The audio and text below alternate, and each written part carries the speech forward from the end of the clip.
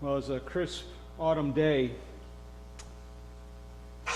in the old city, and I heard about an event taking place in downtown, and so I said, I want to put on my best attire. So I looked through all my t-shirts, and I found a t-shirt with a picture of me in my 20s. I said, yes, this is going to work. This is going to work. And so I heard about a big gathering there at a road called Early Rain Lane. And as I was approaching it, I heard a bunch of people shouting. There was lines on every side of the lane, kind of like a parade, and there were some people who were cheering. They're saying, way to go, yes, you can do it, you can make it. And then there were some who were taunting, and they were saying, you're wasting your time. There's no such thing as a new city. And also on Early Rain Lane itself, I saw a band of runners. I saw a group of runners. They're apparently at a rest stop. And so I approached one of those who were cheering and asked them, what's all this commotion? What is taking place here? And she said, these runners, they're all going to the new city. And I said, what's this new city that you're talking about? I never heard of this. And she said, you haven't heard about it? Well, it's a city where there's no crime, a city where there's no poverty, and a city where there's no taxes. I said, how did you hear about this? And she said, an invitation was sent out to everyone. Didn't you get one of these? And I said, apparently I missed that. Maybe I just ditched it. And so I asked her, are you going? She goes, well, of course. And as I looked at these runners, I saw that every one of them had a t-shirt with the picture of the same person on it. And so I asked the woman who was cheering, I said, who is this person? And she goes, you don't know who that person is? That's the mayor of the new city. And I noticed that they all had a baton in their hands as well. They weren't passing it off to another runner, but they all had a baton in their hand. And so I asked about this mayor, and she said, well, this mayor, he built the new city, and he paid for the new city. And he's inviting everybody to come and live in the new city.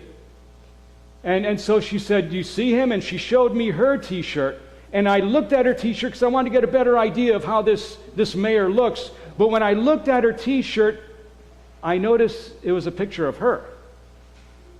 And I said, that's interesting. I said, that's a picture of you. And this apparently offended her. She got a little annoyed. She goes, no, that's a picture of the mayor. And she didn't even look at the picture. She said, that's a picture of the mayor. I said, okay. I knew this was not a topic to broach, apparently. And so I said, why aren't you running as well? And she said, we don't all need to run to get to the new city. I said, well, what do you need to get into this new city? She goes, all you need to be doing is wearing the t-shirt of the mayor. I said, that's interesting. Now, the runners were about to resume. The runners were about to go, but then a bus pulled up, and it began calling a whole bunch of names. Person A, person B, whole bunch of names from among those who were cheering, a whole bunch of names among those who were taunting, a whole bunch of names of those who were running as well. And so as they heard their name, they began going in the bus. But one of the runners came to me and handed out to me his baton. And he said, I've been called to the bus, but you have been called by the mayor to run. And he gave me his baton. I was stunned. I was moved. I wasn't sure what to do. So I took the baton, and the runner, before he ran into the bus, he told me, study the inscriptions on the baton. Study them carefully. So I took the baton from him, and I walked away from the crowd, and I found a place by myself and started reading the inscriptions on the baton, and I could not believe how much was able to fit on that small piece. And I studied the inscriptions on the baton, and it talked about the new city. It told me of what I can expect there and what I would not expect there. It told me about the route to get to the new city. But more than anything else, it told me about the mayor. It told me about the mayor of the new city. And my heart was moved. My heart was stirred. If the mayor of that city was like that baton was telling me, I want to meet this man. And as if someone was reading my mind, I heard a voice saying to me, do you want to go to the new city? And I looked up, and there was a man there looking at me, and I said, who are you? And he said, I am an alderman from the new city. Do you want to see the mayor? He asked me. I said, yeah, I do. Well, he gave me a t-shirt with a picture of the mayor on it. And he said, wear this shirt and go and join the race. And if you keep this shirt on until the end of the run, you will be welcomed to the new city. So I just tore my shirt off, my 20-year-old self, and I put that shirt on. I picked up that baton. I was getting ready to run. He said, oh, wait, one more thing. I said, what's that? And he handed me a pouch. And I said, what's this pouch for? And he said, fill this pouch at every station where there are orange slices. Fill it up, and you'll have those orange slices throughout the run. I said, okay, put the pouch on. And I ran to go be with the group. They had moved on from there, from Early Rain Lane, and by the time I got to them, they were on a street called Dark Ages Drive. Dark Ages Drive. And the runners were led by several coaches. And so I caught up to a coach that was inviting new runners to come along with him. And I told him I want to join in the run to the new city. And he welcomed me. He very much welcomed me. And so he gathered all the new runners together and he said, I want to give you some instructions. Please remember these instructions. Number one, follow me only as far as I follow the inscriptions on the baton. Number two, he said, be ready to help those that are stumbling, whose knees get weak or who have ankle issues. Be ready to help them. Number three, do not lag behind the group or do not run ahead of them, or you're going to be lost. Number four, we cannot wait for those who throw away their baton. Don't wait for those. Number five, don't be intimidated by the taunters, and do not be deceived by the cheerers. And number seven, fill your pouch with orange slices at every station. You don't want to forget them. And number eight, most important, keep the mayor's t-shirt on you.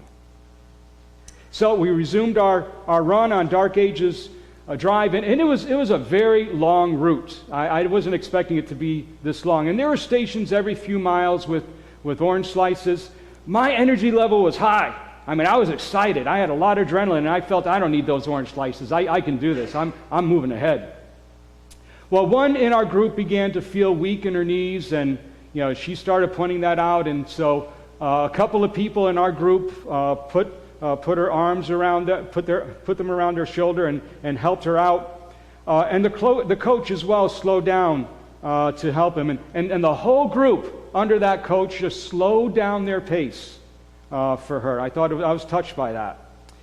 But there were those in our group that said, we're running ahead. We're moving ahead. The coach called to them and said, don't move ahead. Don't run ahead of everybody. But they didn't listen. And I didn't see them again after that. I don't know what happened to them. They may have veered off course. They may have joined the crowd. I don't know what happened to them.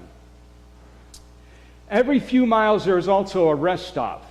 And at the rest stop, I noticed some people were reading the inscriptions on the baton. Some people were looking intently at their T-shirt, examining their T-shirt. And at one of these rest stops, the woman whose knees were hurting, eventually she felt a lot better, and we were able to pick up the pace after that.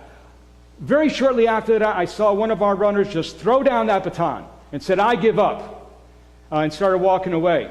And I wanted to go there and encourage him because I was having a good time so far. This has been a great experience. And my coach told me, do not wait for those who have thrown down the baton.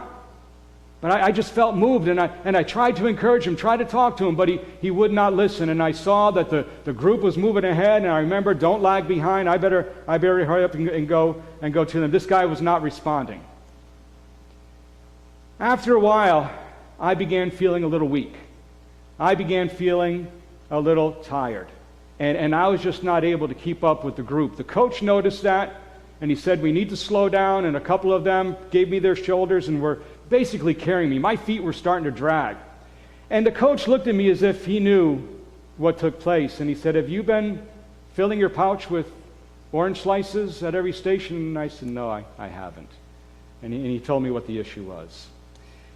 I asked for one of his. I said, can you loan me a couple of slices? And he said, no one can share their orange slices with another person.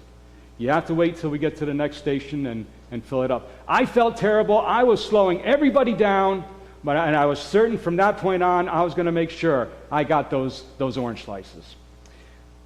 At another rest stop, I noticed that bus coming up again. That bus that I saw at Early Rain Lane, that bus came again to one of those rest stops, and again it began calling a whole bunch of people's names.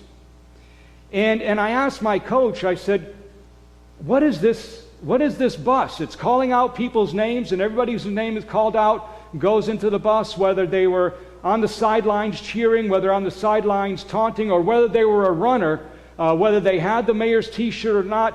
All those whose names were called were going into the bus. And I said, what is this bus? He goes, oh, that's the Hades bus. And those who go into that bus wearing the mayor's t-shirt, they will be welcomed into the new city. I said, how can so many people fit in that bus? And he said, that bus has room for every one of us and more. And again, those runners who were called to go into the bus, I saw them handing off their batons to other, and they joined us in the race. New runners joined us among the jeerers, the taunters. New runners joined us among those who were cheering. We resumed the run, and then we came to a fork in the road. And they both had signs, and one sign said, this is the continuation of Dark Ages Drive. But another road said, this is Reformation Road. And I say, well, which one should we take? Now, Reformation Road was slightly inclined. It was a little bit more narrow. The Dark Ages Drive began widening out, more broad and more smooth as well. Well, many coaches were telling their runners, hey, we got to stay on Dark Ages Drive. My coach says we need to take Reformation Road. And I said, why? We've been on Dark Ages Drive for so long. Won't this get us to the new city? He goes, have you been reading the inscriptions on your baton? I said, I guess I haven't. And so he said, look at it. And so I took some time to read the inscriptions, and there was quite a bit of contention among the runners as to which path we ought to take. And I heard people from the crowd, those who were cheering, said, it doesn't matter what road you take.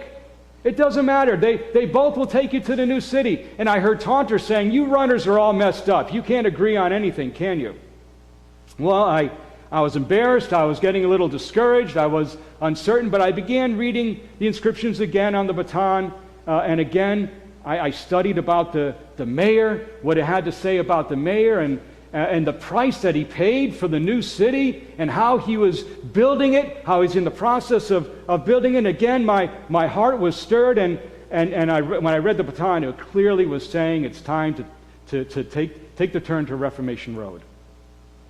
Well, most of the runners stayed on Dark Ages Drive, but those who read the baton, those who studied it, started on Reformation Road. Reformation Road was another lengthy road, not as long as Dark Ages Drive, but it was pretty lengthy. And along the path, we noticed that there were several runners who were changing their mind. Some were coming from Dark Ages Drive down to us, and some were going from Reformation Road up to them. So there's a lot of switching going back and forth. And I started running with the coach, and we started talking with one another, and he shared some really interesting insights with me. He said, I noticed that the further we get on the road, the further we go along the path, the route, the more the inscriptions on the baton are starting to make sense. I began being attracted more and more to this coach. I mean, he shared with me many other interesting tidbits from the inscription. I mean, he helped me when my knees were hurt, and he was sharing with me some wonderful insights. Mile by mile, we talked with one another. I shared with him some things that I learned from reading the baton, and he shared much with what he learned as well. And I thought I would ask him, why do you examine your T-shirt every time we come to a rest stop? Why are you examining your T-shirt? I understand why you're reading the baton. That gives us direction, but why are you examining your T-shirt? He goes, I want to be sure that I still have the mayor's face on it. I want to be sure I still have the mayor's T-shirt on. And that startled me. I said, wait a minute. Have I put my T-shirt back on instead? And I looked, I said, no, I still got the mayor's face. But from there on, I wanted to be sure at every rest stop to take that moment and examine my T-shirt. Because I remembered that woman how was cheering everybody on, how she thought she had the mayor's T-shirt on, but rather she had a picture of herself on her T-shirt. So going forward, I said, I'm going to examine. I want to be sure I'm not going to wind up like that. Well, after several miles, we came to another fork in the road. This way to continue on Reformation Road, this way to get onto Three Angels Avenue. And so we again looked at our batons, looked at the inscriptions to see what it was, and I determined, and so did my coach, that the right path to take was the Three Angels Avenue. Now again, there was contention. Some runners did not study the inscriptions on the baton. Some just went with where their coach was going. The majority remained on Reformation Road, and a smaller part of us went on to Three Angels Avenue. But many of those on Three Angels Avenue began taunting those who stayed on Reformation Road.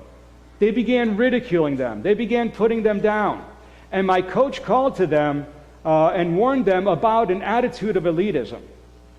And he told them, those who remain cynical, those who taunt others, those who ridicule others, will lose the mayor's T-shirt.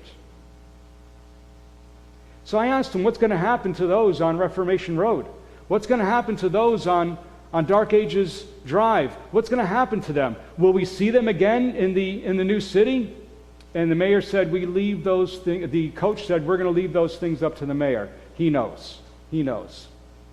I noticed on this new route, this Three Angels Avenue, that there were fewer people who were cheering us on, and that there were more taunters. Also, I noticed that the taunters were acting a bit more hostile toward us as well, throwing out some serious curses at us. Well, we came to another stop on Three Angels Avenue. It was time to rest up and be refreshed. And then that bus approached again and began calling out names. And to my fear, to my dread, it called the name of my coach. And I said, what am I going to do? What was I going to do without his companionship? What was I going to do without his counsel? Well, the coach seemed to know what I was thinking, and before he went on the bus, he encouraged me. He said, the mayor knows you. The mayor knows how much is too much. You do not need me. Do not believe for a moment that you need me. And he says, continue to read the inscriptions on your baton. Keep your pouch filled with those orange slices. Keep helping other runners, and make sure you keep the mayor's T-shirt on. He, as well as many others, boarded the bus at that rest stop. And I was moved and I was inspired at that point. I'm going to continue more diligently to study the inscriptions on the baton and become more familiar with this route, and more than anything else, become more familiar with the mayor as he's presented there. As he had been a big help to me, I decided I'm going to be a big help to others. I'm going to do all that I can to help encourage others. The bus left, and we continued our way onto Three Angels Avenue. Now, all on Three Angels Avenue agreed that at some point we're going to need to take a turn on another road called Latter Rain Lane. Latter Rain Lane. However, when we got there, when we got to Latter Rain Lane, it was a turnoff of Three Angels Avenue, very few of us turned on to it. Everybody knew about it, but very few of us turned on to it. The vast majority continued on Three Angels Avenue. They did not even stop. They did not even look. They did not even notice. We called to them. We urged them, come back. This is the turn we need to take. This is the turn we need to take. But they acted like they did not even hear. And I was grieved. I could not understand. I was puzzled. I was dismayed. But as I took a closer look, I noticed that their pouches were empty. And I noticed too that all those who continued to mock those who were on Reformation Road went past Latter Rain Lane. And I told the group, we need to move on. The new city is just before us. Block by block, the cheerers on the line decreased in number, and the taunters increased in number. The closer we got to New City, the more I saw that taking place.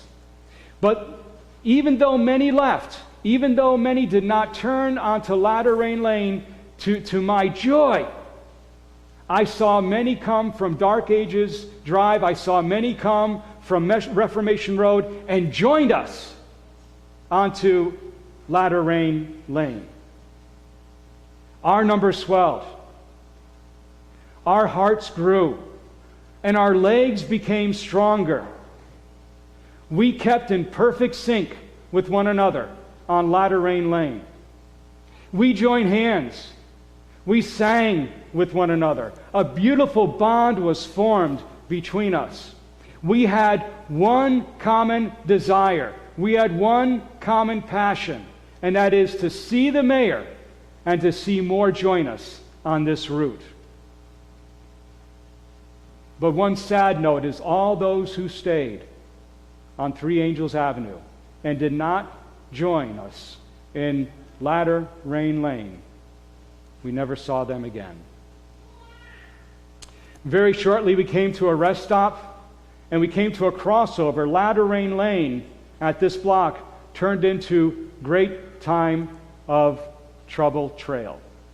And when I looked at that, whoa, it was a one-way road, and every runner knew that we needed to take this path to get to the new city.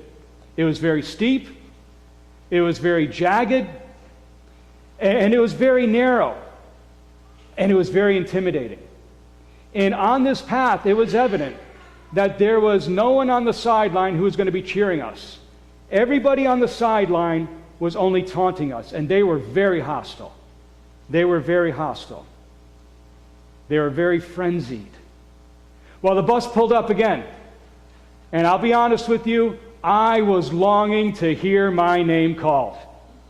I wanted to go into that bus. I did not want to go into Great Time of Trouble Trail. Names are being called out, and an extremely large number of runners were called to go into that bus. But to my dismay, my name was not called. I didn't want to take this trail. I did not want to take this part of the path. But I knew that the mayor was calling me to do that. And then we heard a voice from the new city that said, "Behold, I come as a thief. Blessed is he that watcheth and keepeth my t-shirt, lest he walk naked, and people see his shame." Well, the few of us that were left were stirred, were encouraged, and we were encouraging one another. Just make sure you take a whole bunch of orange slices. Make sure you feed off that orange slice, all those orange slicers, and let's get going. Every step we take had to be very careful. But as I said, the path was very narrow, and the taunters on the side were seeking to grab our t-shirts or to grab our batons and rip that off. Every step had to be made with extreme care and caution. It was extremely trying. It was extremely exasperating. And I was tempted to quit, but I remembered the promises I read in Bataan, and I ate as many slices as I can along the way, and we were encouraging one another, telling each other, do not give up, do not stop. And some of us were about to give up, but then we saw that trail turned into what's called Deliverance Drive. It was right before us. It was a cul-de-sac with a very short road, but a very large opening. And when we got to that opening, we were praising the mayor, very thankful that we were there. There were no crowds lining this street. Nobody in the lane, nobody on Deliverance Drive. It was just the runners. Then that bus came up. That bus came up and opened its doors for everyone who went in who had the mayor's t-shirt on. And they all began filing out and joining us on Deliverance Drive. And there were some great surprises. There were great reunions. And there was a lot of question marks as well. One of them, I saw the woman that I talked to that had her own t-shirt on, that thought she had the mayor's t-shirt on. She came out of the bus with the mayor's t-shirt. And I saw her, I was blown away.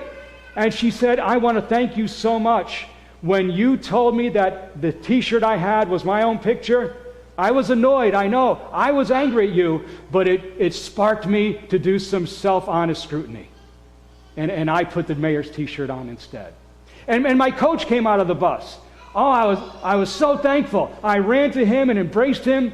And I was about to tell him about how things went after he went into the bus, about the rest of our route on Three Angels Avenue and our turn onto Latter Rain Lane and the Great Time of Trouble Trail. But before I can get to speak, we heard that voice again. And it said, Behold, the mayor cometh. Go ye out to meet him. Oh, our hearts were filled with joy. All the runners looked up and were filled with awe. And when I saw the mayor, all my aches, all my pains, all my fatigue left me. We all felt, as he looked upon us, we all felt like he was looking at us individually, that he knew us personally, as if there was nobody else. His look was one of deep compassion. His look was one of sympathy. His eyes read my heart, but there was no condemnation in that look. There was no sternness in that look. I stood looking at one who clearly knew me, left to right, back and forth, in and out, up and down. But I was struck with one who knew the path that I was on. And I was convinced that he was the one who gave us those orange slices at every station. And as I looked at him, I felt that he was the one that endured that run with me, as if he ran it himself. And to top things off, he sang a song of praise over every one of us. My friends, are you a runner? Or are you on the sidelines cheering everybody on? Or are you on the sidelines taunting everybody? Do you have a baton? And do you read its inscriptions regularly? I want to repeat the instructions of my coach to you. Follow your coach only as far as he follows the inscriptions on the baton. Be ready to help those who are stumbling and to slow your pace down for them. But do not lag behind the group or seek to go in front of the group, for you'll eventually stray away. Do not linger for those who have thrown away the baton and will no longer look at it. Do not be intimidated by the taunters. Do not be deceived by those who are cheering. And fill your pouch with orange slices at every station. But more important than anything else, keep the mayor's t-shirt on. Only those who have this t-shirt will be welcomed into the new city. I'd like to invite our praise team to come down as we sing our closing song, Higher Ground, number 325.